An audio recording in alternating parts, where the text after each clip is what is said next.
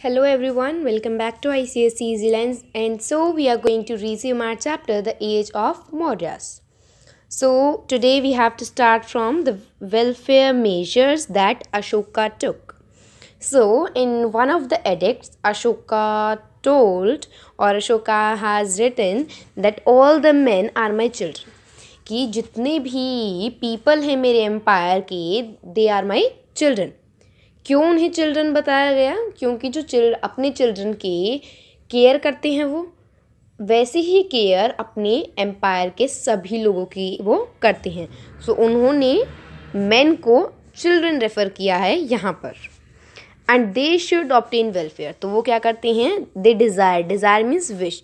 So he wish that all gain prosperity, welfare, happiness in the world. Okay, and the same I do desire for all man. और मैं सभी people के लिए ये wish करता हूँ, सिर्फ मेरे एम्पायर के नहीं, all the empires all over the world के मेन के लिए, पीपल के लिए मैं ये desire, I wish this for everything. तो कुछ वेलफेयर मेजर्स उन्होंने लिए थे. Let's see the welfare measure, that what are the welfare measures. And I hope so that you all have done your homework very well. And the same I will tell you that if you have any doubt, you can comment down in the comment section and like this video, share this with your friends, and just read it, understand it very well. Okay, so let's start. Ashoka, first welfare measure was Ashoka built good roads. And on the good roads. तो उन्होंने अच्छे road बनवाए और उन अच्छे रोडों के side में, दोनों साइड, इधर भी और इधर भी ट्रीज़ प्लांट करवाए. क्यों? क्योंकि सॉइल इरोजन से प्रिवेंट करेगा and it's a type of safety for the people of the empire. Now the next point is he constructed rest houses. Rest houses, likewise we have rest houses or guest houses. Likewise for the travelers they are. ये travelers के लिए होते हैं जो rest house हैं. So that कि वो अगर रात को कहीं travel कर रहे हैं तो वहाँ पर वो stay करें and in the morning they can leave from for their destination. Now the third point is he built many hospitals. उन्होंने बहुत hospitals खुलवाए. Both for people and animals. ये नहीं कि सिर्फ पीपल के लिए, एनिमल्स के लिए भी उन्होंने खुलवाए. And he regularly went on tours. तो वो रेगुलरली टूर पे जाते थे, मीन्स वो एक दौरा करते थे अपने एम्पायर का, ताकि वो सॉल्व कर सके जो प्रॉब्लम्स हैं उनके सब्जेक्ट्स, मीन्स जो जिन चीज़ों में, जिन सब्जेक्ट्स में वो एक्सपर्ट नहीं, बेटर थे, उन चीज़ों में वो लोगों की हेल्प कर सके. He can solve the problem of his subjects. So as per your requirement, I want to clear one thing, that either you take the screenshot of they will act as a note for you. Okay, so either you take the screenshot or I'll be providing you the link for the PDF in the description box. You can go there, check out, and all the links I will be just dropping down in the description box. Go. The second one is about the administration, that how Ashoka Emperor administrated the whole empire. So the first is the central, then the provincial states, district and the villages. So let's talk about the central first of all. So here the king was the supreme power. The king was the supreme and he was assisted by a council of ministers. Means many council of ministers assist the king, and they were the council of ministers were called the Mantri Parishad. Third point is the various branches. There are various branches of administrations that were under the officials.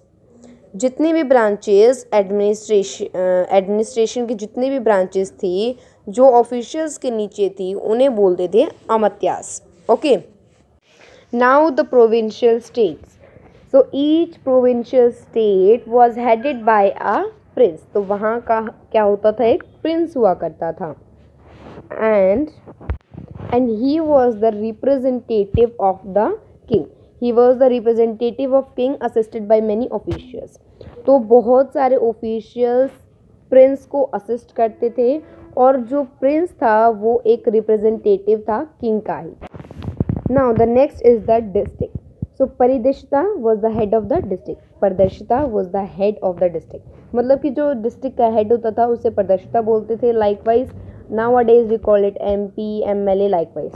Okay, the junior officials of the जो परिदृष्टा से junior officials थे उन्हें बोलते थे युक्ताज and the रजुकास। The district the परिदृष्टा कलेक्टेड टैक्स, उनका सोर्स ऑफ इनकम कहाँ से था? जो कलेक्ट करते थे tax. Maintain law and order, जो उनका मेन एम था, मेन फोकस था परिदृष्टा का डिस्ट्रिक्ट लेवल पर वो था मेंटेन करना law and order which were received from the central part and measured the land, और वही लैंड को मेजर करवाते थे। मेजर मीन्स मपवाना किसी चीज़, that how much square kilometre per unit it is. The next part is the villagers. तो villagers है फोर्थ और last part. Villagers assisted government officials, तो विलेजर्स जो थे उनको कौन असिस्ट करता था? जो गवर्नमेंट की तरफ से ऑफिशियल्स आते थे और वो जो विलेज की बाउंड्रीज हैं उनको मार्क करते थे, मेंटेन करते थे law and order, and they collected the tax also. The each village had a headman, तो हर एक विलेज का हेडमैन होता था, and in nowadays we call that headman as sarpanch, and it was elected by the villagers itself. Next is the city of Patliputra. So Patliputra is was the capital of the empire, Mauryan Empire. It has 64 gates. So it includes the 64 gates and 570 towers. And there was a committee of 30 members who looked after the city. तो 30 members की committee थी जो city को look after means maintain करती थी, order and everything. Okay. 6 board थे, तो जो 30 मेंबर्स थे वो 6 बोर्ड्स में डिवाइडेड थे एंड विद 5 मेंबर्स ईच। तो 6 बोर्ड्स थे, हर एक में 5 मेंबर्स थे, so which is equal to 30। 30 means 30 people are there in total, 6 boards and 5 people in each. Okay, and if we see there were 6 board and 5 members in each. तो जो 6 board थे उनके अलग अलग फंक्शंस थे। जैसे first board का function था for the comfort and the security of foreigners, जो फॉरेनर्स हैं उनकी कंफर्ट और सिक्योरिटी का पर्पस फर्स्ट बोर्ड का, ये एक बोर्ड का फंक्शन हुआ।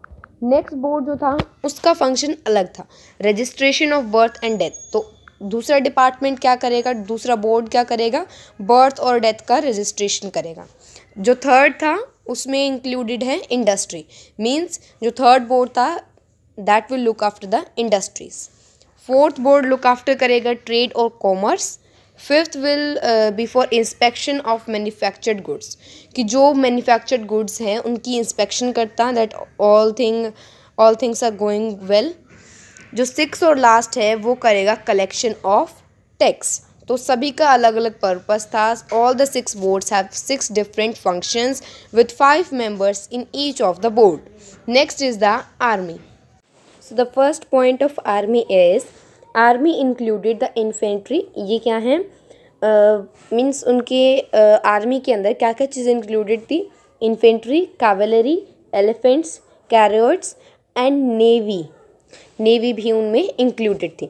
तो आई होप आपको इन सभी के मतलब पता होंगे, and if you don't know you can search on the Google और I will be just providing you the meanings in the description box, so go there and check out. Okay, so the next point is the सेनापति was the head of the army. तो जो सेनापति थे उन्हें head बोला जाता था army का। वेपन्स, बहुत सारे वेपन्स भी इंक्लूडेड थे, जैसे bow, arrow, swords, armours and shields. तो इनके भी अगर आपको मीनिंग्स नहीं पता हैं, आइदर चेक ऑन गूगल और either go in the description box and check out there. Now the next point is the officers and the soldiers were well trained and regularly paid. तो वो well trained होते थे और उनको regularly salary या फिर regularly पे किया जाता था। Next is the spy system. So spy system, the first point of spy system is the Mauryan rulers maintained an efficient spy system. तो जो Mauryan rulers थे वो एक efficient spy system maintain करते थे। Many women are also in the spy system. Okay, so बहुत सारी women's भी spy system में included थी। वो जो empire था, country थी, उसके various parts में वो move करते थे और देखते थे that everything is well in the empire, और फिर वो किंग को इन्फॉर्म करते थे about the developments which took place inside and outside the empire, कि जो भी डेवलपमेंट्स हैं वो एफिशिएंटली वर्क कर रही हैं पर्टिकुलर रीजन में या फिर नहीं। तो ये था मौर्यास का spy system. So I hope in this class this is clear. Today we will